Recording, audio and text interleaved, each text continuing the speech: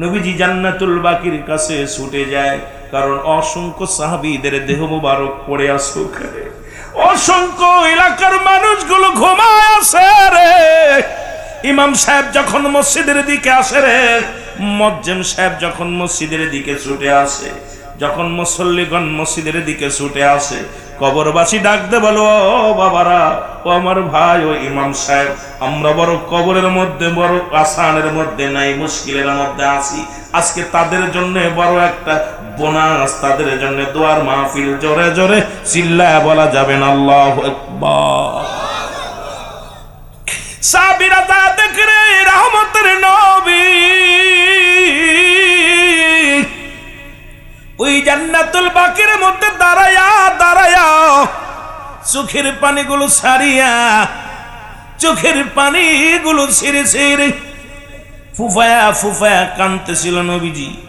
অনেকক্ষণ মুসলমান দীর্ঘ মোনাজাত শেষ করলেন নবীজি, কাঁদে বলে, রব্বুল আলামিন, আমার অসংখ্য সাহাবীরা এই রওজা পাকে ঘুমায় আছে, মাবুদ গো তাদের ক্ষমা করে দাও।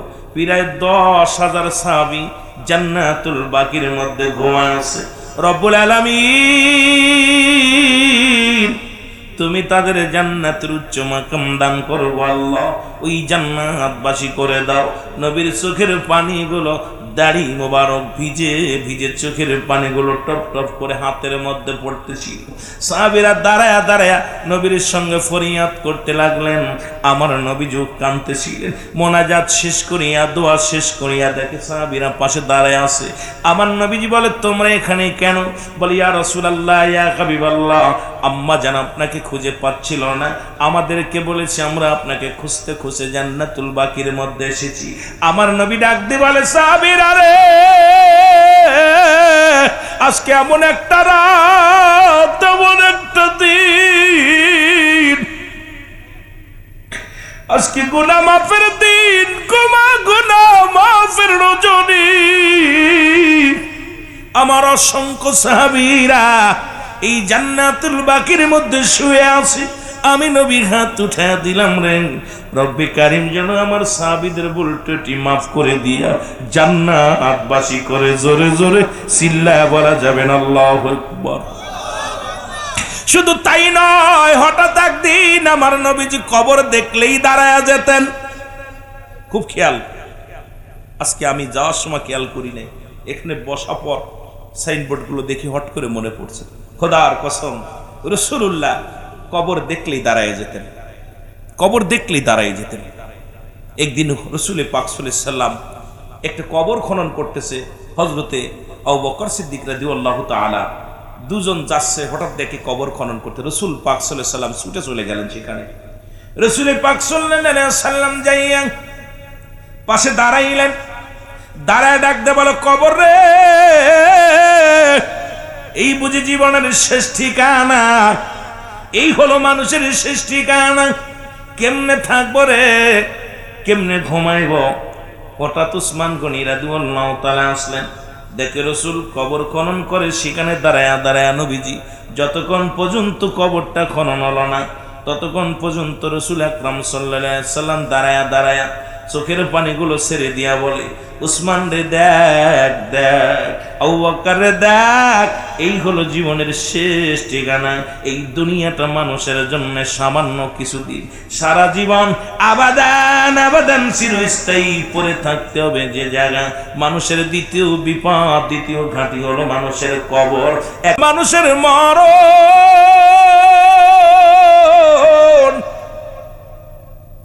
আর 2 নাম্বার বিপদ হলো মানুষের কবর। 3 নাম্বার বিপদ হলো কিয়ামতের ময়দান।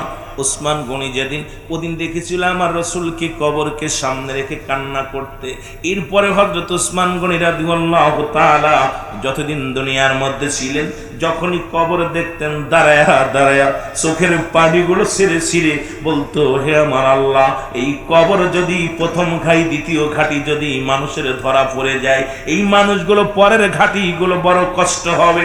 রব্বে কারীম, আমার নবীর উম্মতের জন্য, আমাদের জন্য, সকলের জন্য ওই কবরের দ্বিতীয় ঘাটিটা সহজ করে দিও। জোরে জোরে চিল্লায় বলো আল্লাহু আকবার। আমরা তো মানুষ, কবর দেখলে ভয়ই নাই। এখন কবর উপর বয়া বয়া সেলফি তোলে। দুই একটা কবর যা পাকা করছে, খোদার কসম আমার নজরে অনেক পড়ছে, আপনাদের নজরে পড়েছে কি জানি না। রাস্তার পাশে কবর পাকা করে রাখছে, ওর পরে বয়া বয়া দেই, মোবাইল টিপতেছে বয়া বয়া। 2-3 দিন ধমক দিছি। কিছুদিন আগে একটা মাহফিল করতে কিশোরগঞ্জে গেছি, যা দেখি আহা, সব ছেলেরা কবরের পর পা টানটানি করে দিয়া আসরের নামাজ পড়ে ইমাম সাহেব বাইর হলো, আমরাও আসরের নামাজ পড়লাম। নামাজ শেষ করার পর দামি ইমাম সাহেব আমার সহকারী বললাম একটু বসি, যা দেখি সব 4-5 জন ছেলেরা কবরের উপরে বইয়া বইয়া আপনার মোবাইলে সব নেট চালাচ্ছে। তা আমি ইমামকে ডাকলাম, হুজুর এটা কি বসার জায়গা না কি? হুজুর এটা আমাদের আগের যে ইমাম সাহেব ছিল তার কবর। নাউজুবিল্লাহ বলেন না। আমাদের আগের ইমাম সাহেব এই মসজিদের ভিত্তি স্থাপন করেছিল। ইমাম সাহেব নিজে মাটি কাটছে, কষ্ট করেছে, কষ্ট করে মসজিদ আমি আগে গল্পটা শুনে নিলাম ভালো করে। ভাইজান কি বলে, ভাইজান ওনার যে অবদান বলার কায়দা নেই। উনি নিজে মাটি কাটছে, গ্রামে গ্রামে ঘুরে এই মসজিদটা করছে। আজকে সুন্দর টাইলস করছে, প্রায় 5000 মানুষ মসজিদে ধরবে, এত সুন্দর মসজিদ করছে। আমি বলছি উনাকে, তো উনি যা ওসিয়াত করে গেছেন যে আমি মারা গেলে ওনার বাড়িটা ওই পাড়া, কিন্তু ওনার জমি জমা আছে, সব আছে। উনি ওসিয়াত করে গেছিল যে উনি এন্তেকালের পরে যেন ওনার মসজিদের পাশে কবরটা দেওয়া হয়। সেই কবরটা দেওয়া হয়েছে, এই কবরটা আমাদের ইমাম সাহেবের কবর। তা আমি আশ্চর্য হয়ে গেলাম যে আপনি এখানে আরেকজন ইমাম সাহেব শুয়ে আছে। কয় হুজুর আমি কারে বলবো, এখন বললেই দোষ। তা আমি বলছি ভাইজান, আপনি হুজুর আপনি আমাদের এলাকা চেনেন না, এলাকার যে ছেলেগুলো বললেই বিপদ, কেন আমার চাকরি থাকবে না। আমি কই চাকরির গুলি মারি, এই চাকরির গুলি মারি প্রয়োজন নাই। হক কথা বলতে যে যদি মরণ এসে যায়, হাসি মুখে মরণ নিবেন, বরণ করে নিবেন। কারণ যেখানে যারা শুয়ে আছে এরকম আমাকেও আপনাকে শুতে হবে। আপনারা ফেসবুক খুললেই দেখবেন দাদার দাড়ি ধরে সেলফি তুলে, মরা মানুষের সেলফি তুলতেছে, লাশ সেলফি তুলে ছেড়ে দিচ্ছে। আমার দাদা জমি দোয়া করে, কত বড় বদ কোথায় গেছে। আজকে মানুষের ভিতরে ভয় বলতে কিচ্ছু নাই, ভয় ভীতি মানুষগুলোর ভিতরে কারণ নাই। এই সবচেয়ে বড় কষ্ট হলো। আল্লাহ রাব্বুল আলামিন আমাদেরকে হেদায়েত দান করুক, এই ভয় অন্তরের ভিতরে ঢোকার তৌফিক দান করুক। সকল বলুন আমিন। মুহাব্বতের সঙ্গে দুরূদ শরীফ পড়ুন আল্লাহুম্মা।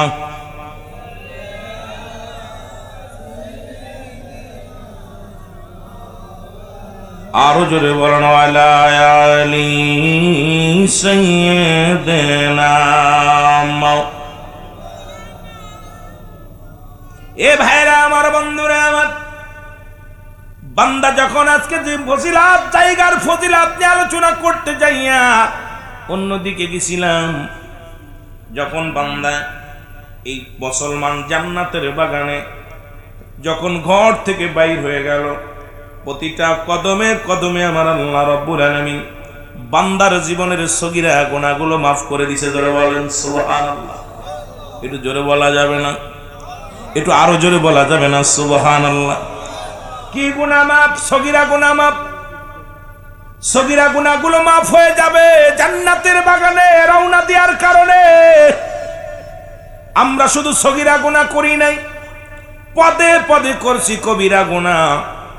খালি কি সগীরা গুনাহ করছেন? ছোট গুনাহ করছেন না বড় গুনাহ করছেন? কথা বললেন না কেন? ছোট গুনাহ করছেন না বড় গুনাহ করছেন? বড় গুনাহ করছেন, ছোট গুনাহগুলো করছেন।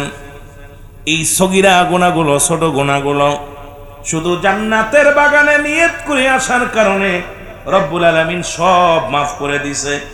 যখন একটা পা থেকে আরেকটা পা ফেলছেন, সব গুনাহ আল্লাহ মাফ করে দিছে। আমরা শুধু সগীরা গুনাহ করি নাই, পদে পদে করছি কবিরা গুনাহ। নামাজ ছেড়ে দেয়া কবিরা গুনাহ, মিথ্যা বলা কবিরা গুনাহ। নামাজ যদি ছেড়ে দেন, এক ওয়াক্ত নামাজ কাজা গেলে আসে হুতবা পরিমাণ জাহান্নাম। এই নামাজগুলো মুসলমান যারা খুতবা পরিমাণ হলো 2,88,00,000 বছর। আপনার আমার জীবন থেকে কত নামাজ, কত ওয়াক্ত যে ছুটে গেল। এই নামাজটা আপনি সারা জীবন ভরে যদি আপনি আদায় করেন, এই কাজা নামাজ আদায় করতে পারবেন কি পারবেন না? একটু হিসাব করে মিলায় দেখেন, আপনার জীবনের খাতাটা মিলায় দেখেন। আপনি গুনাহগার না পাপী, নাকি আপনি ঈমানদার? আপনার নিজের বিবেক বলে দিবে আপনি কত অন্যায় করেছেন। জোরে বলেন ঠিক কিনা? নামাজ ছেড়ে দেয়া কবিরা গুনাহ, মিথ্যা বলা কবিরা গুনাহ, বেগানা নারীর সঙ্গে দেখা দেয়া কবিরা গুনাহ, বেগানা পুরুষের সঙ্গে দেখা দেয়া কবিরা গুনাহ, এই মাসালা যদি কোনো ব্যক্তি উল্টাইতে পারেন, জীবন আর ওয়াজ করব না, হারামকে হালাল বলার একটার কারণ নাই। যাদের সঙ্গে দেখা দিয়া জায়েজ তাদের সঙ্গে বিয়ে করা হারাম, যাদের সঙ্গে দেখা দিয়া জায়েজ তাদের সঙ্গে বিয়ে করা হারাম। আজকে যারা বাজারে আছেন অধিকাংশ বেগানা নারী, যাদের চেহারা দেখা সম্পূর্ণ হারাম, আর এই হারামকে হালাল বলার কোনো ফতোয়া কোনো আলেম দিতে পারবে না। আমার বাবারা আমার, যাদের সঙ্গে দেখা দিয়া হারাম তাদের সঙ্গে বিয়ে করা জায়েজ। সুতরাং আজকে যে মা চাচি খালারা আজকে ওয়াজের নামে আজকে মাহফিল আইয়া আপনার মন গড়া মতো আপনি বাজার ঘাট কোন রাস্তাঘাটে ঘুরতেছেন, খোদার কসম করে বলি, খোদার কসম করে বলি, আপনি কবিরা গুনার মধ্যে আছেন, আপনি জাহান্নামের মধ্যে লিপ্ত হয়ে আছেন, জাহান্নামের দিক অগ্রসর হচ্ছেন। সেই গুনাহগুলো মাফের দরকার আছে কিনা? সম্পূর্ণ বেগানা নারীর সঙ্গে দেখা দিয়ে হারাম, বেগানা পুরুষের সঙ্গে দেখা দিয়ে হারাম। ওয়াজ দিয়ে লাভ হবে কি? ওয়াজ নসিহত হচ্ছে, সমাজ পরিবর্তন হচ্ছে না। এই সমাজ খালি মনে করেন মানুষ বেশি হইলেই মনে হয়, লক্ষ লক্ষ মানুষ হইলেই মাহফিল মনে হয় খুব ভালো হচ্ছে। মানুষ দেখানে মাহফিল দিয়ে লাভ নাই, তাবারক খায় মাহফিল দিয়ে লাভ নাই, বক্তা আমার বড় বক্তা এনে লাভ নাই। আমি যদি নিজে আমল না করি, মাহফিল দিলাম বছরে একবার, আমি নিজেই কমিটির শপথ সভাপতি, নামাজ পড়ি না এক ওয়াক্ত। যেরকম ঠিক কিনা? এটা কথা মনে পড়ে গেল, রাগ করেন না। আমার জীবনে একবার, তখন আমি ইমামতি করি, ইমামতি করি করার পর আমার জীবনে একটা ইতিহাস হঠাৎ করে মনে পড়ে গেল। তা আমি তখন ইমামতি করি বাগবাড়িয়া গ্রাম। কি গ্রাম? বাগবাড়িয়া জামে মসজিদে ইমামতি করি, জুম্মার নামাজটা আদায় করি। তা আসছি শবে বরাত, এই শবে বরাত পালন করা বারবার বলছে। তখন আমি ক্লাস 9 বা 8 ছাত্র মনে হয়, সম্ভাবনা। ছাত্র বয়সে ইমামতি করি, তো তখন দাড়ি মোজ ভালো মতো ওঠে নাই। তা আমার তখন হাদিয়া ছিল 300 টাকা দিত মাসে। কত? 300 টাকা দিত। সাইকেলে বাইসাইকেল চালায়। জীবনে তো প্রতিজ্ঞা, অনেক মানুষ অনেক বড় কথা বলে, আরে মানুষ কষ্ট না হইলে মানুষ হইতে পারে না। মানুষ জীবনে কষ্ট, আমার জীবনে বলি নাই গল্পটা, আজকে গল্পটা বলি। তা জীবনে ওখানে আসছি, সবে কয় হুজুর বা সবে বরাত আসতে হবে, আমাদের এখানে রুটি হালুয়া দেয়, মিলাদ হয়, আসতেই হবে।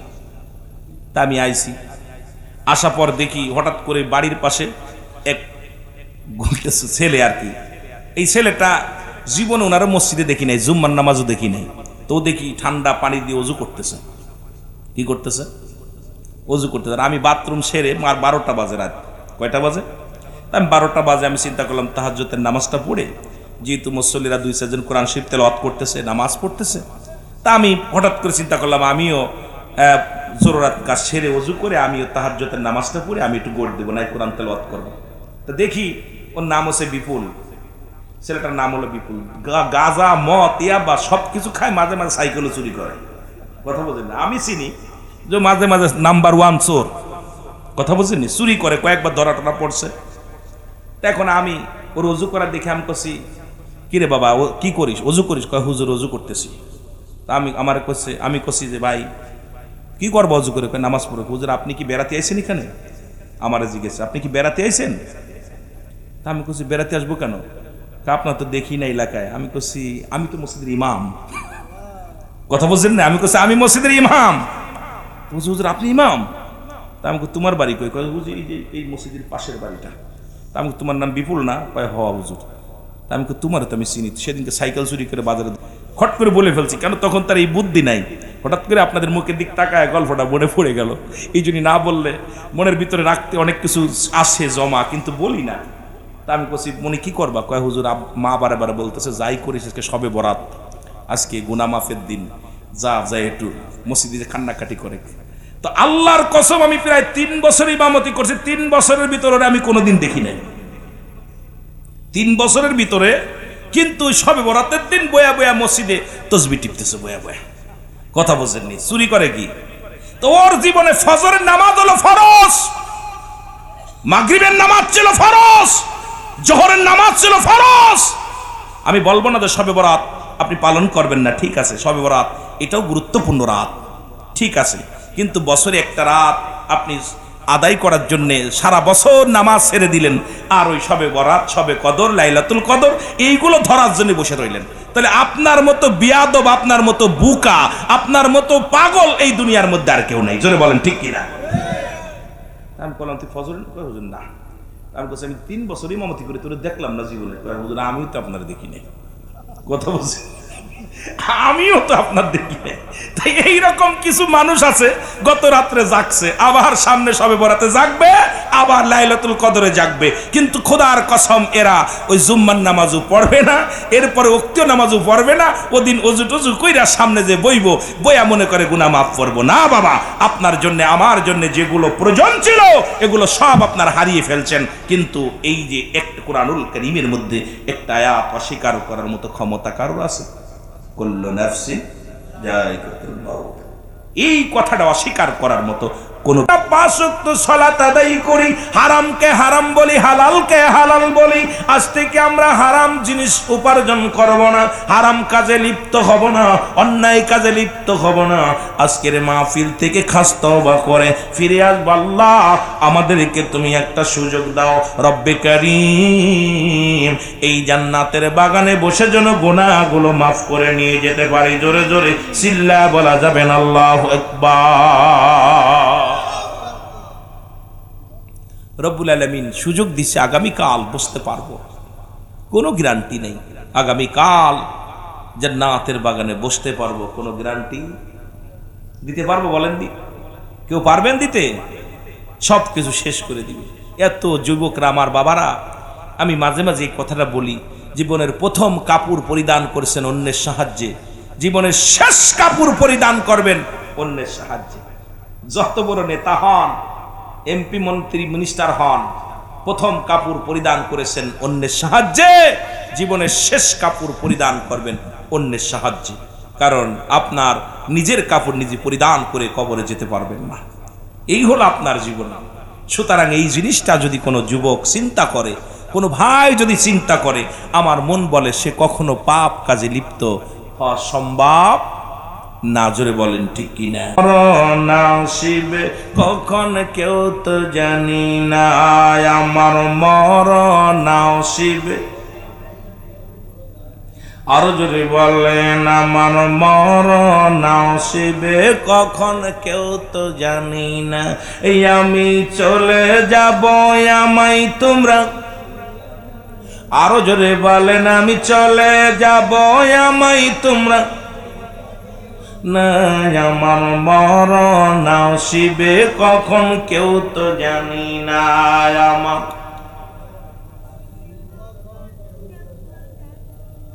এটা জিনিস খেয়াল করলাম যে আপনাদের মরণের ভয় কারোর ভিতরে নাই। এই লোকগুলো জাদুই সাইজে বসে আছে কেন, যে ভিতরে কেন যেন ভয় ঢুকতেছে না। আরে এই কবর রাসূলুল্লাহ পাক, রাসূল পাক সাল্লাল্লাহু আলাইহি ওয়াসাল্লাম প্রথম জীবনে নিষেধ করেছিল যে তোমরা কবর জিয়ারত করো না।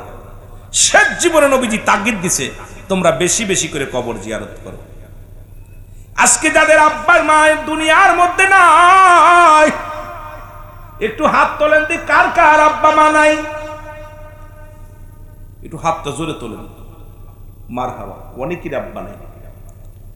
এই যেগুলোর মা বাপ নাই তারা এনে বসে আছে, যাদের আছে তারা ঘুরে বেড়াচ্ছে, ঠিক কি না?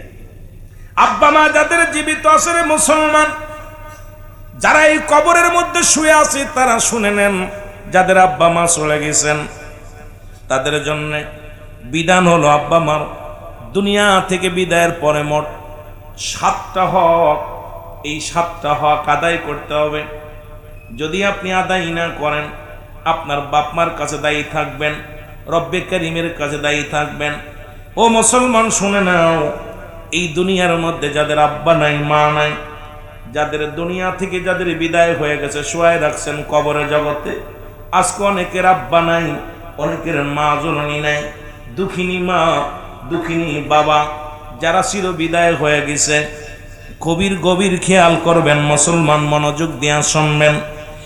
যুবক বন্ধুরা, 14টা হক মোট পিতামাতার জন্যে, তার মধ্যে যারা কবরে শুয়ে আছে এদের জন্য 7টা হক, যারা দুনিয়ার মধ্যে জিন্দা আছে তাদের জন্য 7টা হক।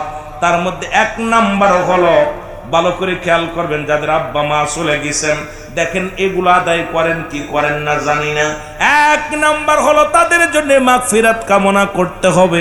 জোরে জোরে চিল্লায় বলো মারহাবা। এক নাম্বার হলো তাদের জন্য মাগফিরাত কামনা করা লাগবে। করেননি? করেন? হুজুর এইটা আবার কোন হালুয়া?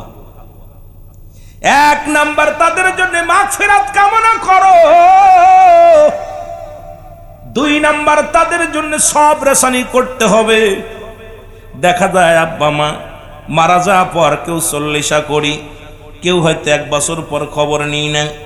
হয়তো অনেকে আছেন পবিত্র ঈদুল আযহা, ঈদুল ফিতর, এই দুইটা টাইমে নামাজ শেষ করে আসিয়া আব্বা মার কবরের পাশে ইমাম সাহেব রেনিয়া দোয়া করি। ও মুসলমান শুনে নাও, আর বছরে আর কোনোদিন আসার সুযোগ পায় না, সপ্তাহে আসার সুযোগ পায় না, মাসে একবার আসার সুযোগ পায় না। আমরা কর্মজীবী মানুষ যারা, তারা তো নিজেরাও আসি না। যারা কর্মজীবী নয়, বাড়িতে থাকি, তারাও কিন্তু আব্বা আমার কবরের পাশে আসি না। দুই নাম্বার হলো তাদের জন্য মুসলমান, তাদের জন্য সব রেশনি করা লাগবে। এখন আমরা আপনারা যারা আছি দুনিয়ার মধ্যে জীবিত, আমাদের পরে তারা চেয়ে আছে দুনিয়া থেকে তাদের বিদায়ের পরে, আর তাদের কোনো কিছু এই দুনিয়ার মধ্যে আমলের দরজা বন্ধ হয়ে গেছে। 3টা জিনিস। নাম্বার 1 নেক আমল, দুনিয়ার মধ্যে নামাজ, রোজা, হজ, যাকাত, যাগুলো দুনিয়া থেকে করে গেলেন, এটা উনি কবরের সঙ্গী করে নিয়ে গেলেন। 2 নাম্বার হলো পৃথিবীর মধ্যে মুসলমান এই দুনিয়ার মধ্যে সদকায়ে জারিয়া, দান খয়রাত করে গেলেন, রাস্তাঘাট করে গেলেন, উন্নয়ন কাজ করলেন, ভালো মঙ্গলের কাজ করলেন। কোন ছাত্র মাদ্রাসার কোন ছাত্রের সহযোগিতা করলো, মসজিদ মাদ্রাসায় দান দিয়ান করলো। এক কথায় মুসলমান শোনো, ইসলামের উন্নয়নের জন্য, দুনিয়ার মধ্যে ইসলামের কল্যাণের জন্য এই যে ব্যক্তি দান করে গেল, এই দুনিয়ার মধ্যে সদকায়ে জারিয়া করে গেল। নাম্বার 3 নে মুসলমান দুনিয়ার মধ্যে নেককার সন্তান, এমন সন্তান দেখে গেল একটুবার হাত উঠায় কানতে পারেন, রব্বির রহমহুমা কামা রব্বায়ানি সগীরা। হায়রে কপাল বন্ধ, এই দোয়াটা করতে পারি না। রাসূল পাক সাল্লাল্লাহু আলাইহি ওয়াসাল্লাম সাহাবীদেরকে বললেন, তোমরা এমন একটা কথা শোনো। কি কথা? হলো তোমরা যদি কোনো ব্যক্তি মার মুখ, বাবা মুখের দিকে তাকাও, মায়ের নজরে তাকাও, একটা কবুল হজের সব লেখা হবে। সুবহানাল্লাহ। বাবা মার মুখের দিকে তাকাইবা, বাপ মারা সালাম দিবা, আসসালামু আলাইকুম মা, আসসালামু আলাইকুম বাবা, তোমার আমল নামে একটা কবুল হজের সব লেখা হয়ে যাবে।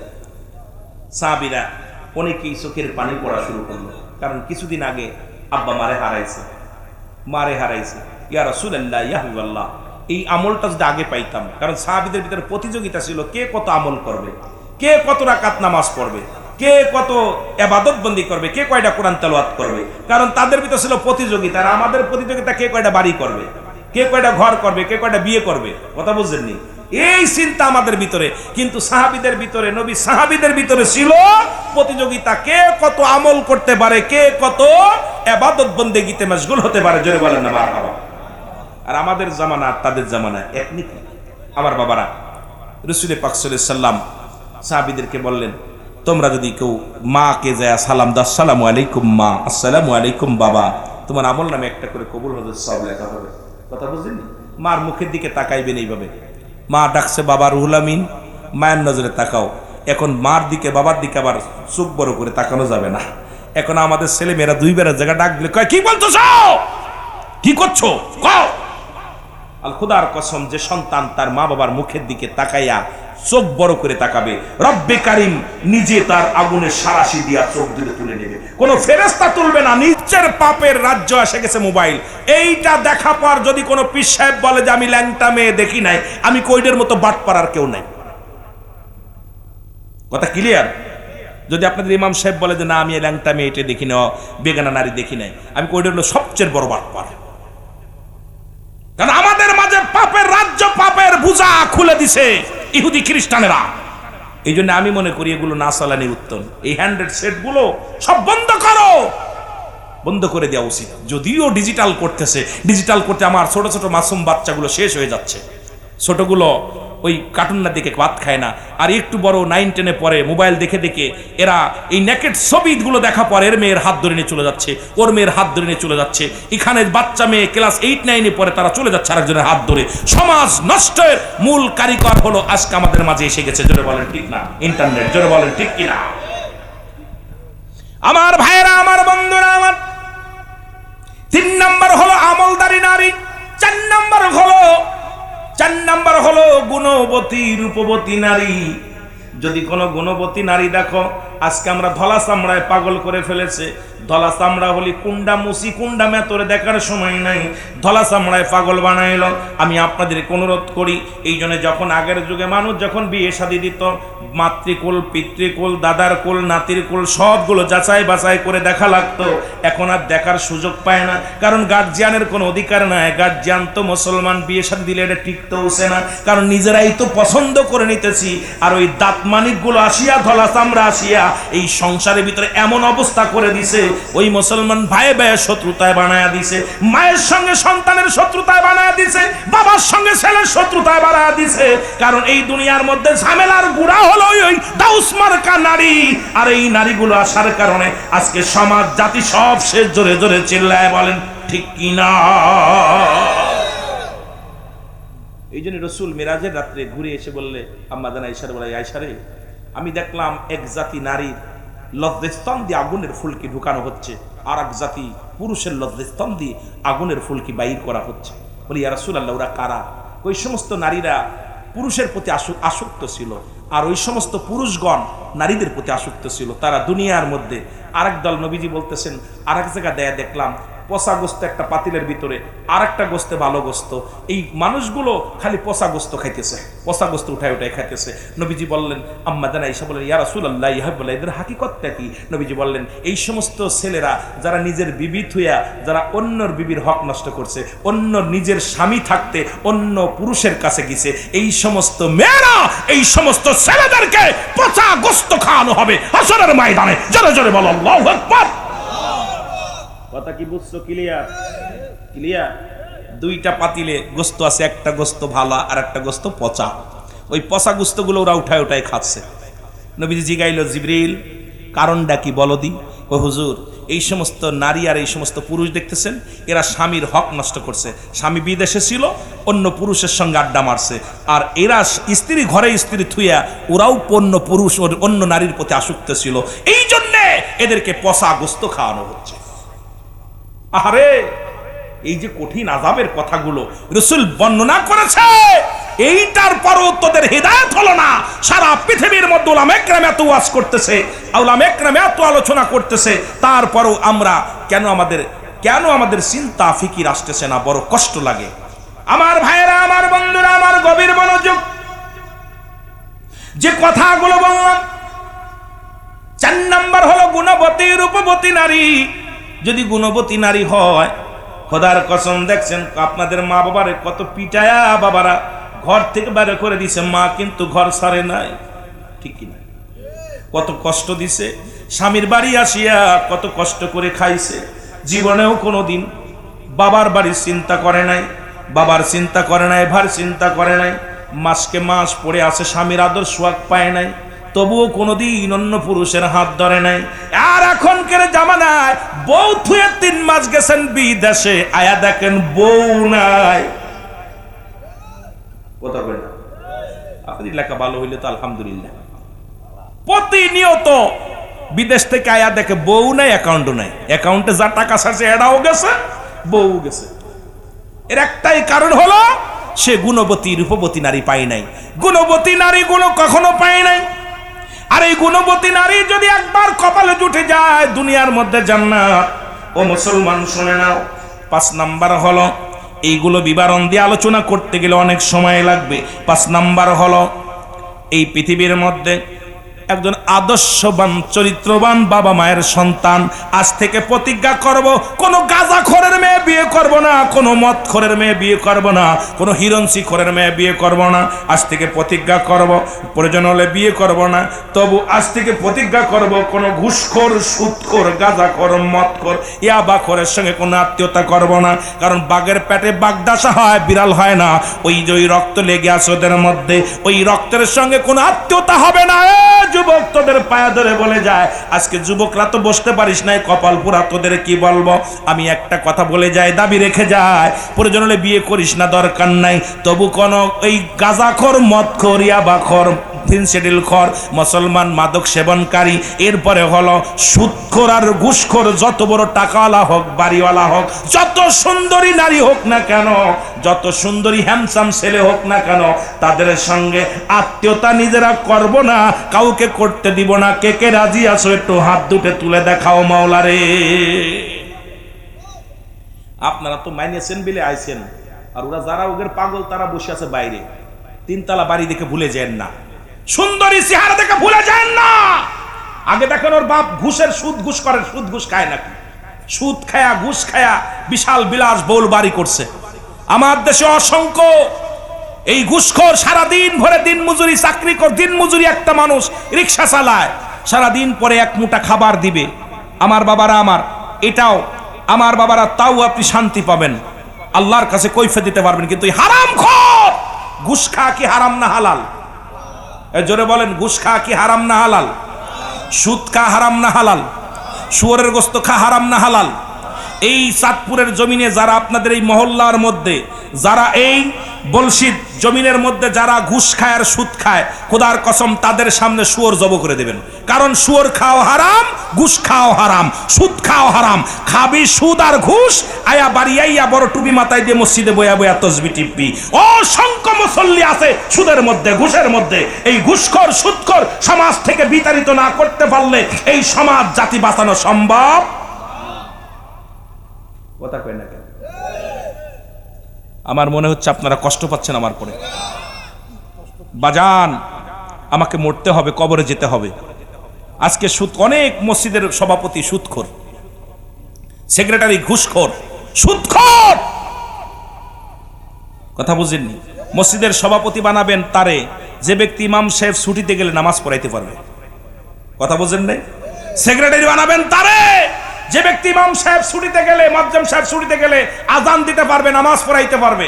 আর এমন একজনকে দিচ্ছেন দাড়ি আছে 25 বার, বিড়ি খায়, দিন ভরে বিড়ি খায়, সিগারেট খায়, এই যারা দিচ্ছেন সভাপতি বানায়া। আর মস্ত মোজগুলো রাখছে টাইট কইরা, দাড়িগুলো ফেলে দিছে, আয়া কয় আমি অমুক মসজিদের সভাপতি। কথা কয় না কেন? কথা কয় না কেন?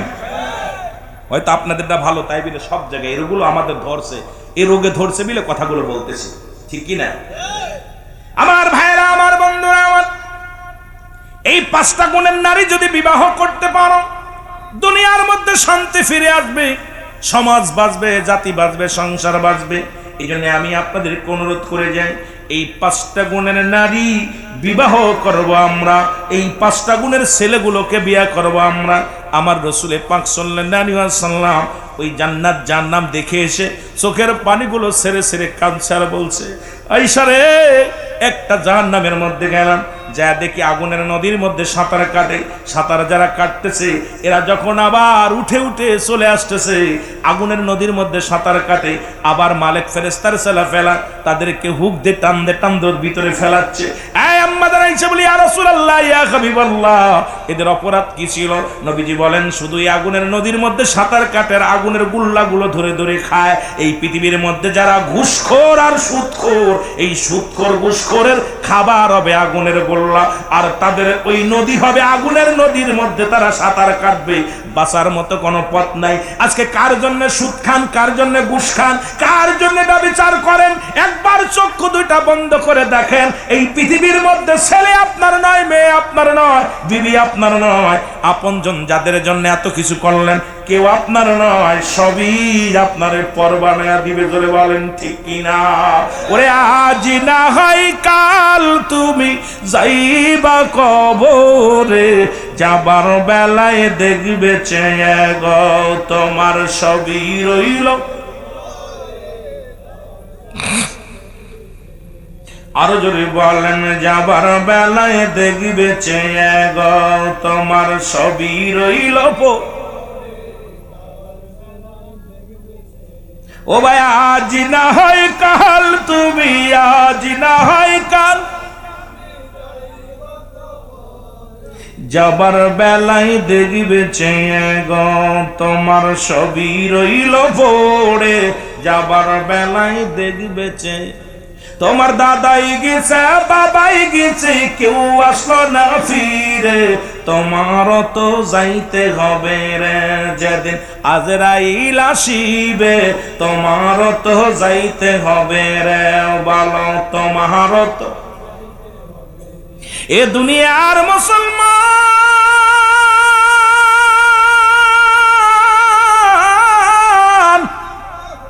বলতেছিলাম যাদের আপনজন মারা গেছে সপ্তাহ, মনে আছে? কয়টা বলতে গেছিলাম? দুইটা। কয়টা? একটা হলো মাগফিরাত কামনা করতে হবে, 2 নাম্বার সবর শ্রেণী করতে হবে। মনে আছে?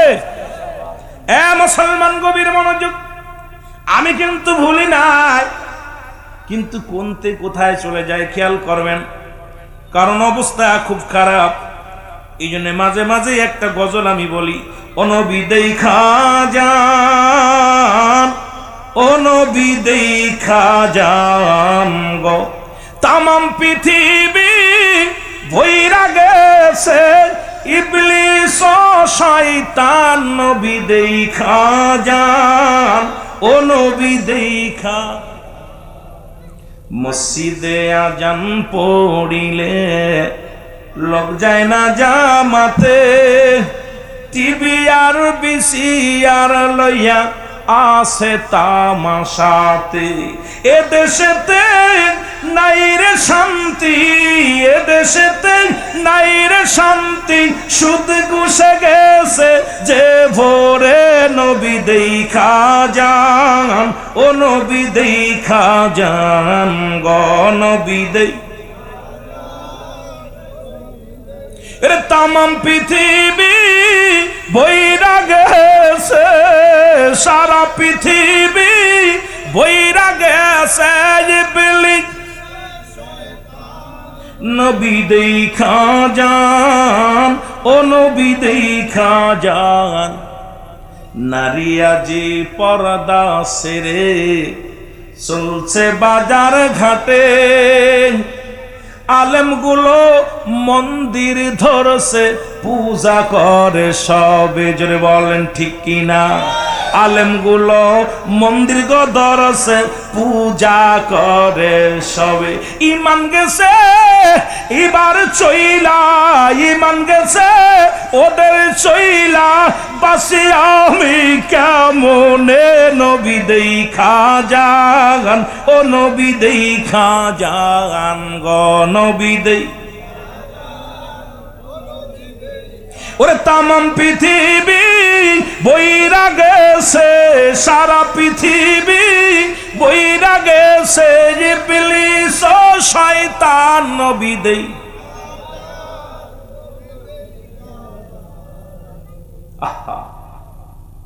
তিরমিজি শরীফের হাদিস, আলেম উলামা আছে, তিরমিজি শরীফের হাদিস 3952 নাম্বার। রাসূল বলছে আমার ওফাতের পরে একদল উম্মত বাইর হবে, তারা নিজেরা মূর্তি পূজা করবে, অন্যকে উৎসাহিত করবে, সেটাও দেখতে হলো। রাসূল গো আপনি বলে গেছেন কত আগে, এখন দেখি মৌলবীরাও মূর্তি পূজা করে, জোরে বলেন ঠিক কিনা? কত আগে? 1500 বছর আগে নবীজি বলেছে। আর এখন আমার দেশের কিছু পীর সাহেবেরা আবার দেখলাম এবার কয় লক্ষ টাকা আপনার দিছে, কি দিছে, অনুদান দিচ্ছেন মন্দিরে। আবার এইরা মিডিয়া এসে বলতেছে এবছরে কিছু মন্দিরে দান করছি 50,000 করে। হাই হাই, এই কথাগুলো যাদের জবান দিয়ে বাইর হয়, অথচ নবী নিজে বলছে, উলামায়ে কেরাম আছে, তোমরা যখন রাস্তা দিয়ে চলবে এমন ভাবে চলবে যেন একজন অমুসলিম তোমাকে বাধ্য হয় রাস্তা ছেড়ে দিতে, যেন বলেন ঠিক কিনা? এমন ভাবে চলতে হবে যেন একজন অমুসলিম আপনাকে বাধ্য হয় রাস্তা ছেড়ে দিতে, আপনি ছাড়বেন না, পথ আপনি দেবেন না, সে দেবে। আর আমরা কি করতেছি? এগুলো এদেশে কিসের ওয়াজ করতেছি? ওয়াজ করে কি হচ্ছে? ওয়াজ করে টাকা কামাইতেছি, ভালো মন্দ খাইতেছি, আর এই হলো অবস্থাটা। নিজেও আমল করতেছি না, আমলের ওয়াজও করি না। আর আমলের ওয়াজ করলে শুনবেন না আপনারা, এই সমস্ত ওয়াজ করলে শুনবেন না। যদি আমি ওয়াজ করতাম ভালোবাসা দিয়া, প্রেমের ওয়াজ করতাম, ভালো মজা লাগার ওয়াজ করতাম, খুব সুন্দর লাগতো, এগুলো খুব মজা লাগতো। আর যুবকগুলা সামনে হুবড়িতে পড়তো। কিন্তু আমার কথা তো একটু মাঝে মাঝে তিতা হয়ে যায়। আর তিতা কইতা শুনলে একটু কষ্ট হয়, বড় কষ্ট হলো। কিন্তু আমাকে তো কবরে যেতে হবে। 3 শ্রেণী আলেম, অধিকাংশ আলেমই জাহান্নামে যাবে। মুখে গোস্ত থাকবে না আলেমদের, এই মুখে গোস্ত থাকবে না। আলেম 3 শ্রেণী আলেমদেরকে জাহান্নামে দেবে। যাদের 1 নাম্বার হলো যারা এলেম অর্জন করছে অন্যকে ঘায়াল করার জন্য। 2 নাম্বার এলেম অর্জন করছে সে নিজেকে বিশাল নামি দামি বক্তা, বিশাল ভালো নাম কাম জাতি আপনার কি খ্যাতি সম্পন্ন বৎসরে কোরআন বড় মুফতি, মানে নাম কাম অর্জন করার জন্যে। নাম্বার 3 যে ব্যক্তি দুনিয়া অর্জন করার জন্যে। 3 শ্রেণী মানুষ, 3 শ্রেণী আলেম জাহান্নামে যাবে। নাম্বার 1 অন্যকে ঘায়াল করার জন্য। আমার দেশে এখন এলেম অর্জন করা হচ্ছে খালি কারে কিরা ধরবে। 2 নাম্বার হলো নিজের ধন সম্পদ উপার্জন করার জন্য। 3 নাম্বার হলো নাম যশ খ্যাতি অর্জন করার জন্য। খুব খেয়াল করবেন, আলেমদেরকে ছাড় দেবেন আমার আল্লাহ। আগুনের কাশি দিয়ে জিহ্বাগুলো কেটে ফেলবে, আগুনের কাশি দিয়া জিহ্বা কাটবে। বাঁচা সম্ভব না মনে করছেন বাঁচবে?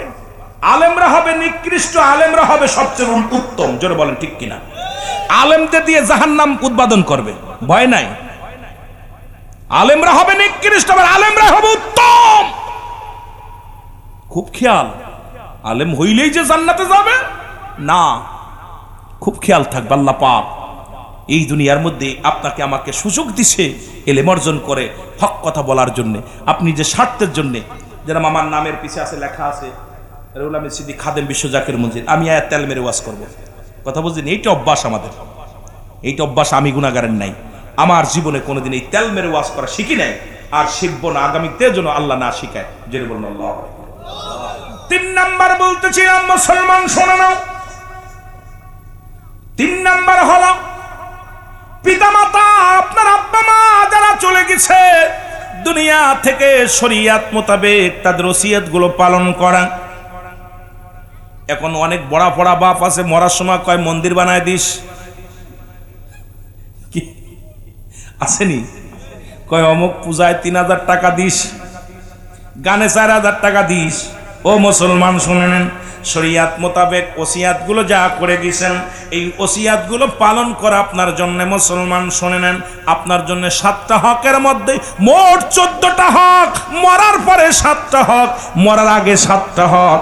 এখন যেহেতু কবরবাসীদেরকে সামনে নিয়ে ওয়াজ করতেছি, আগে ওনাদের কথাগুলো বলে আসি। নাম্বার 3 হলো শরীয়ত মোতাবেক মুসলমান ওসিয়াত গুলো পালন করা। নাম্বার 4 হলো তাদের দিনাদায়গুলো পরিশোধ করা। এই দুনিয়ার মধ্যে যত আব্বা মা যদি কোনো দিনাদায়ী থাকে, এগুলো পরিশোধ করতে হবে। যেহেতু আপনি তার ওয়ারেস, আপনি তার সন্তান, এগুলো মাফ চাইলে হবে না। মসজিদের সামনে আইনা জানাজার নামাজ পড়ানোর আগে ইমাম সাহেবকে সামনে নিয়ে ডাক দে, বলে আমার গ্রামবাসী শোনেন, আমার আব্বা যদি কোনো দিনাদায়ী থাকে আপনারা মাফ করে দিবেন। না না, আপনি নিজে খবর নেবেন, নিজে এলাকার মধ্যে খোঁজ নেবেন, গোপনে গোপনে খোঁজ নেবেন। মুসলমান, আমার আব্বার আত্মীয় স্বজন কারা ছিল, মার বান্ধবী ছিল কারা, মা কাদের সঙ্গে ওঠা বসা করতো, তাদের কাছে খোঁজ খবর নিয়ে আব্বা মায়ের দিন আদায় গুলো পরিশোধ করতে হবে। যদি বাবার হক আদায় করতে হয় তাহলে এগুলো আপনাকে অবশ্যই অবশ্যই আদায় করতে হবে। জোরে জোরে বলো আল্লাহু আকবার। নাম্বার 5 হলো মুসলমান, আত্মীয় স্বজন যারা আছে, মার আত্মীয়, বাবার আত্মীয়, এদের সঙ্গে ভালো ব্যবহার, তাদের ভালো ব্যবহার করতে হবে, তাদের সঙ্গে যোগাযোগ ভালো রাখতে হবে। অনেকে দেখা যায় বাবা মরে যাওয়ার পর বাবার ভাইরে চিনি না, মা মারা যাওয়ার পর মার বোনকে চিনি না। খোদার কসম করে বলি, আপনার মা বাবারে যদি সুখে রাখতে চান কবরে, আপনার মা বাবার আত্মীয় স্বজন যারা আছে তাদের সঙ্গে ভালো ব্যবহার করা লাগবে, যোগাযোগ করা লাগবে। মুসলমান শুনে নাও, 6 নাম্বার হলো তাদেরকে সাহায্য সহযোগিতা করা লাগবে।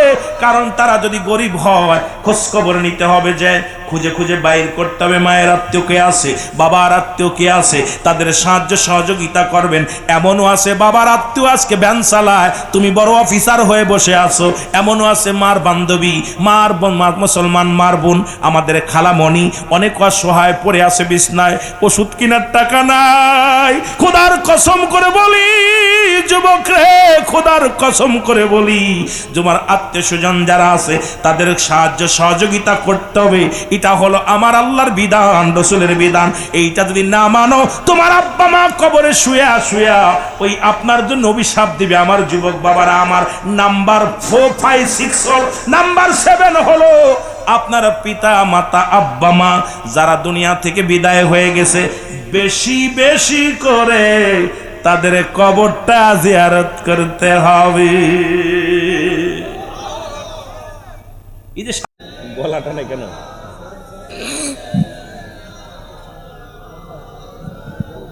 বক্স বন্ধ করে দেন, বক্স বন্ধ করে মাইক চালান একটু। ওয়ালায়ানি সাইয়্যিদানা আপাতত বক্সগুলো সব বন্ধ করে দেন, খালি মাইক চালান। মাদাল্লাহুম্মা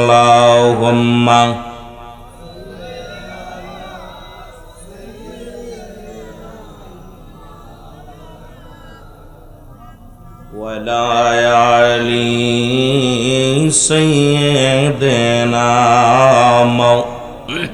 টানে কম।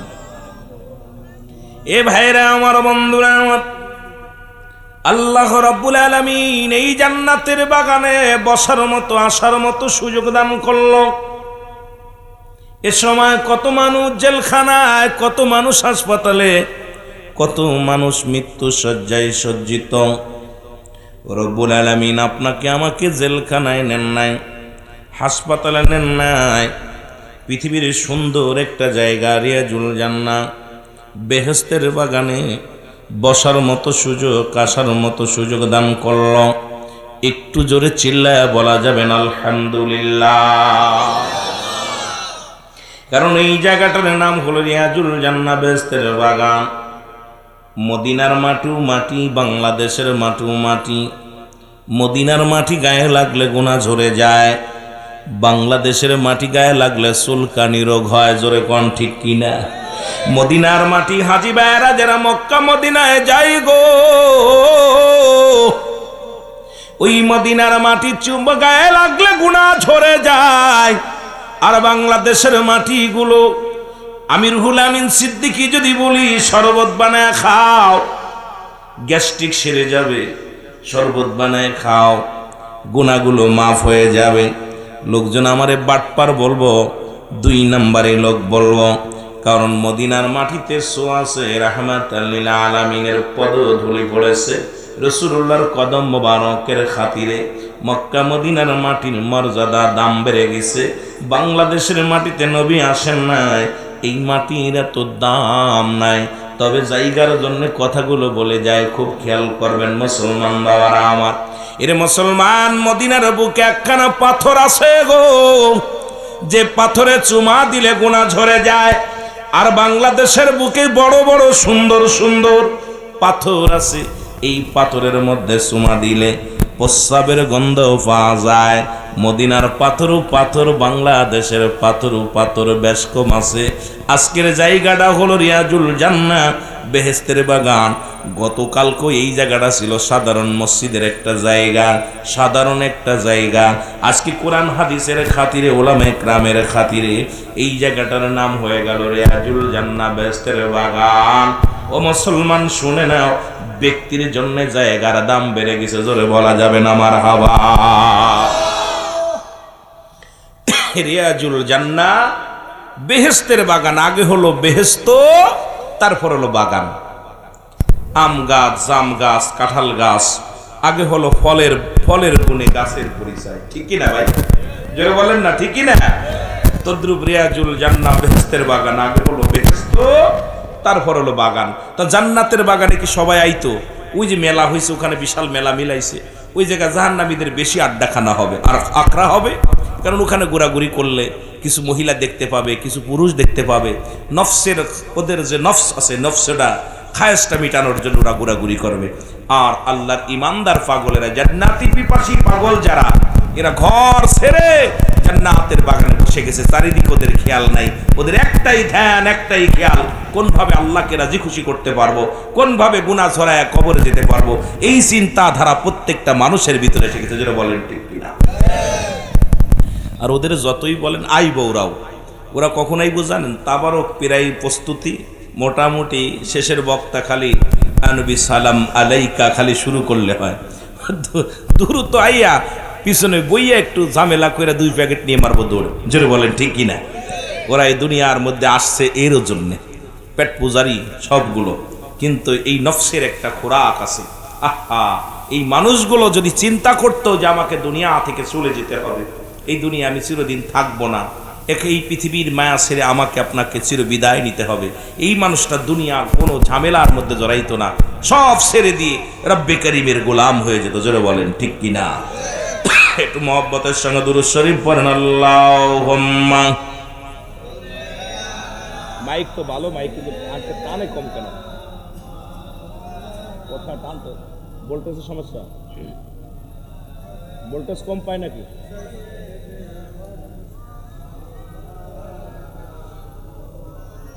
মদিনা যাইতে পারলাম না, মদিনা দেখতে পারলাম না, বল মদিনা যাইতে পারলাম না, মদিনা। একটু মহব্বতে বলেন, মদিনা যাইতে পারলাম না, মদিনা। আমি অসহায় তাই এত দূরে রই, বল অসহায় তাই এত দূরে রই, দূর থেকে সালাম জানাই, বল দূর থেকে নাই, মদিনা যাইতে পারলাম না, মদিনা লাম না, মদিনা যাইতে পারলাম না, মদিনা। মদিনার নাম কত মধু,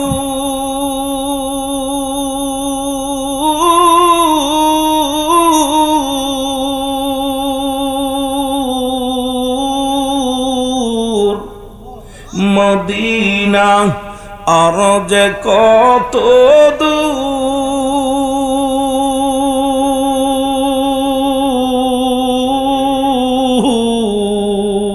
ওই মদিনার পথের দুলি, ওই মদিনার পথের দুলি মাকুতে পারলাম না, মদিনা।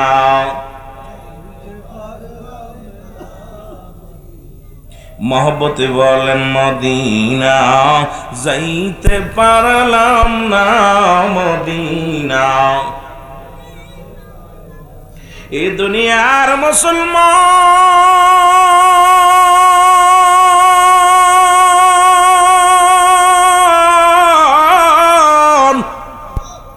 এ জীবন নয়, এমন একটা জীবন আসবে রে, যে দেশে গেলে মানুষের বিচার হয়, যে দেশে গেলে মানুষের হিসাব হয়, যে দেশে গেলে মানুষ আর কোনোদিন ফিরে আসে না। বড্ড ভয় লাগে ওই কবর দেখলে মুসলমান, শুনে নাও, রহমতের নবী একটা কথা না বললে নয়। এই সামনে আসতেছে মুসলমান শবে বরাত, এই মগ্গ রজনীতে রহমতের নবী রাহমাতাল লিল আলামিন উনি শুয়ে আছে আম্মা জান আয়েশা সিদ্দিকার ঘরে। হঠাৎ রহমতের নবী একটা আওয়াজ শুনতে পাইলেন। জিবরিল আমিন আসিয়া বলে, ইয়া রাসূলুল্লাহ, ইয়া হাবিবাল্লাহ, নবী গো, আপনি আজকে ঘুমিয়ে আছেন, শুয়ে আছেন গো নবী। আজকে রহমতের 300 দরজা রব্বুল আলামিন, 300 দরজা আল্লাহ খুলে রাখছে। কে আছে আজকে দুঃখী মানুষ, কে আছে অভাবী মানুষ, কে আছে গুনাহ থেকে মাফ করানোর জন্যে, কে আছে দুনিয়ার মধ্যে কঠিন ব্যাধি থেকে সারার জন্যে। এই যে আল্লাহ রাব্বুল আলামিন 300 রহমত মুসলমান রহমতের দরজা খুলে দিছে। জান জান নবী গো, এইবার উম্মতিদের বলেন তারা যেন আজকে যার যা প্রয়োজন রব্বি করিমের কাছে চায়। জোরে জোরে বলো মারহাবা। আর একটু জোরে বলেন। এর আল্লাহর নবী উঠে সঙ্গে সঙ্গে রওনা হয়ে গেলেন জান্নাতুল বাকির মধ্যে যাইয়া। রহমতের নবী দুটি হাত উঠায়া দিছে। আলহামদুলিল্লাহ। নাবার দোয়া করা জায়েজ আছে না আপনাদের এলাকায়? আমাদের দেশে আবার কিছু কিছু আলেম আসছে, নয়া যুগের নয়া আলেম, এরা কই দোয়া করা জায়েজ নাই। কত হাজার দলিল নিব আমার কাছে, আইও, ভয় নাই। সবচেয়ে বড় দলিল হলো কওমি অঙ্গনের কিতাব। এই কিতাবের নাম ফতোয়ায়ে দেওবান, প্রথম খণ্ড 24 নম্বর পৃষ্ঠা, মুফতি শফিক আহমেদের লেখা। উনি বললেন 5 ওয়াক্ত নামাজ আদায় করে জিয়ারত করে সর্বহালাতে রব্বে করিমের দরবারে দুহাত তুলে দোয়া করা উত্তম মুস্তাহাব। চলে বলেন না সুবহান। আর একটু জোরে, আর একটু জোরে। আমাদের কিতাব না, সুন্নিদের কিতাব না, এই কিতাবটা স্বয়ং কওমি অঙ্গনের কিতাব। যে কিতাব থেকে আলোচনা যারা করতেছেন আজকে হাত উঠাইতে দেখেন, মাস শেষে বেতন নেওয়ার জন্য ইমাম সাহেব হাত পাততেছে, ঘুষ নেওয়ার জন্য হাত পাতে। আর এখন আর হাত পাতবে কেমনে? সবচেয়ে দেখবেন আপনাদের আমাদের এলাকার মধ্যে মোড়ে মোড়ে এখন মোনাজাত ধরে। এই মোনাজাত দেখছেন আপনারা? মোনাজাত দেখেন না? সব অঞ্চলে, এই যে আমার ভাই বুঝছে, মোনাজাতটা ঠিক এইভাবে ধরে, কারুর কেউ দেখতে দেয় না। এইভাবে ফুরতন রুইতন টিক্কা কারুর কেউ দেখতে দেয় না। দেখছেন ঠিক? আইরে মোনাজাত, এই যে মোনাজাত ধরে কেউ কেউ সারাদিন মোনাজাতে বসে আছে। যেটা বলেন ঠিক কিনা? এই সমস্ত মৌলবীদের ফতোয়া সেইখানে নাই। অথচ শরিয়াতের কিবলা হলো কাবা, দুজানের কিবলা হলো রাহমাতাল লিল আলামিন, মোনাজাতের কিবলা হলো আরশ আজিম। এটা না চিনার কারণে আজকে হাতটা উঠাইতে পারি না। জোরে বলেন ঠিক কিনা? আছে বুখারী থেকে দলিল, তিরমিজি শরীফ থেকে দলিল, একদম অসংখ্য বুখারীর দলিল দ্বারা যে দোয়া করা যাবে কি যাবে না, নামাজ পড়ে জানাজা পড়ে অসংখ্য দলিল রয়েছে। আমরা ওদিকে যে যখন যাব ইনশাল্লাহ আমরা আস্তে আস্তে আগাইব। কষ্ট হচ্ছে আপনাদের? কথা বোঝা যায়? দেশের গালি একদিন সকাল সারা দিন ভরে জার্নি করছি, সারা দিন ভরে গতকালকে মাহফিল করে ঘুমাইতেও পারি নাই। মাহফিল শেষ করতে করতে 3টা মাহফিল শেষ করতে করতে রাত 3টার সময় শেষ করলাম। শেষ করে মোটামুটি ড্রাইভারের কলাম, ভাই যদি এখন ঘুমায় তাহলে মাহফিল শেষ, আগামীকালকে আমি 8টার সময় প্রোগ্রাম দিতে। এই ঘুমের মধ্যে পরে একটু আমি একটু মাঝখানে একটু বিরতি 10 মিনিট বিরতি একটু ঘুমা একটু, এরপরে মোটামুটি 10-20 মিনিট ঘুম, আহার নিদ্রা একই অবস্থা। এই অবস্থার মধ্যে চলতেছি। হয়তো বলতে পারেন রুমান সিদ্দিকী সাহেব এত প্রোগ্রাম নেন কেন? আসলে ভাই এমন একটা সুযোগ, এমন একটা সময় আসছে যে সময় মাফসেও কুল পাই না। কথা বুঝেননি? এমন অবস্থা আজকে আমার বাসায় প্রায় 20 জন মেহমান ফোন দিয়েছে বাসা থেকে, যে বাসায় মেহমান পড়ে গেছে। আমি কেন? মাহফিলের দিন সবাই বলতেছে আমি চট্টগ্রামে অমুক জায়গায় রয়েছি, আপনারা দয়া করে। গতকালকে মাহফিল করেছি সেই খাগড়াছড়ি। তাই আমি মাহফিল করে তা আমি চিন্তা করলাম যে এই পাশে যে আমি বলছি যা যাইতে ওরা বিশ্বাস পায়নি, মনে হচ্ছে মাগুরাতেই আছে, চলে গেছে মাগুরা। আপনাদের এই যে চান্দিনা থেকে গেছে, চান্দিনা আছে না কুমিল্লা হায়েস্ট বইরা গেছে চান্দিনা। আমি বললাম খাওয়া দাওয়া করে মাদ্রাসায় শোয়ায় রাখেন, আবার যদি 2-4 দিন পরে যদি আসি দেখা হবে। এখন তাছাড়া তো কিছু কইতে পারছি না। তা আসলেই অনেক সময় এই যে ভালোবাসা দিতে নিজের অবস্থাও ভালো না, গলার অবস্থাও ভালো না, নিজের কন্ডিশনও ভালো না, কথা বলতে বলতে আর মন চায় না। তা সব মিলে আমরা বক্তারা যারা আছি আমরা কিন্তু প্রতিনিয়ত ওয়াজ করতেছি, আর আপনারা কিন্তু প্রতিনিয়ত ওয়াজ শুনতে পারতেছেন না। যদিও মোবাইলের মাধ্যমে ওয়াজ শোনেন, হয়তো বছরে একটা মাহফিল হয় এলাকার মধ্যে, আমরা তো বছরে অনেক প্রোগ্রাম করা লাগে, মাসে প্রোগ্রাম করা লাগে, কিন্তু এই একটা প্রোগ্রাম সাজাতে যে আমার এলাকা মহল্লাবাসী অনেক কষ্ট করছে। যারা কমিটির ভাইয়েরা তারা জানে একটা প্রোগ্রাম সাজাইতে গেলে কত কষ্ট করা লাগে, মানুষের দ্বারে দ্বারে হাত পাততে হয়। 10টা টাকা একজন দেবে, সেও গালি দেয়, মাঝে মাঝে টাকা দেয়, খেদমত দেয়, আবার মন্দ কথাও বলে পিছনে, যদি ব্যবসা শুরু করছে। কমিটির লোক কত যে কষ্ট পায় একটা জান্নাতি প্রোগ্রাম সাজাতে। যে যদি গান বাজনা হতো এত কষ্ট হতো না, ঠিক না ভাই?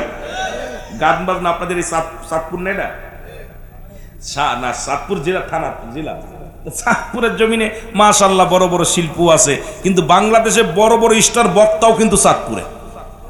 আপনারা শুনলে খুশি হবেন, বাংলাদেশের যত উচ্চ মাপের বড় নামি দামি বক্তা অধিকাংশই চাঁদপুরের জমিনের বক্তা। যেরকম আমি নিজেই নাসিরুল্লাহ চাঁদপুরীর পাগল, ছোট্টবেলা থেকে নাসিরুল্লাহ চাঁদপুরী আছে না, ওনার অনেক আশেক ছিলাম এই ছোট্ট থেকে, আমি জীবনের ছোট্ট থেকেই ওনাকে খুব আমার পছন্দ হতো। ওনার আলোচনার ভিতরে কত না মায়াবী ছিল, কত জেনি। আপনারা চেনেন না তারে, নাসিরুল্লাহ চাঁদপুরি সব চেনেন, যে এক একটা বাংলাদেশে প্রোগ্রাম করতেন না, বহির্বিশ্বে 8 লাখ 10 লাখ 5 লাখ টাকায় প্রোগ্রাম করতেন, তাও নিতে পারতেন না জানেন। কিন্তু এই দেশের গৌরব, ওই ঢাকা বাসা থাকার কারণে নাসিরুল্লাহ চাঁদপুরির চেনে না বাংলাদেশে এমন কোনো বক্তা নাই। যদি বলে যে চিনি না, তৎকালীন যেমন এরকম মিডিয়া ছিল না, কিন্তু এত উচ্চ মাপের বক্তা তাজুল ইসলাম চাঁদপুরি সাহেব, নেসারুল্লাহ চাঁদপুরি সাহেব, বাংলাদেশের নাম বললেই বড় বড় স্টারগুলো সব চাঁদপুর। এই জন্য এলাকার মধ্যে অনেকেই চেনেন না, অনেকেই পরিচয় দেয় না, হয়তো চাঁদপুর লেখে না, কুমিল্লা লেখে, অমুক জায়গা লেখে। সুতরাং চাঁদপুরের অনেক রত্ন আল্লাহ দান করেছে। মারহাবা বলেন না? আরো জোরে বলেন মারহাবা। মহব্বতের সঙ্গে দুরূদ শরীফ পড়েন, আল্লাহুম্মা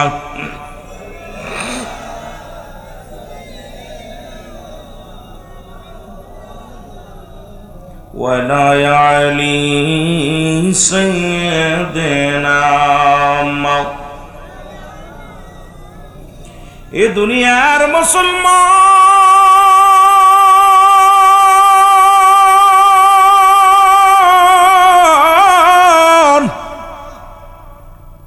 আম্মা জানা ঈশা সিদ্দিকা ঘুম থেকে উঠে দেখে রে মায়ার নবী ঘরের মধ্যে নাই।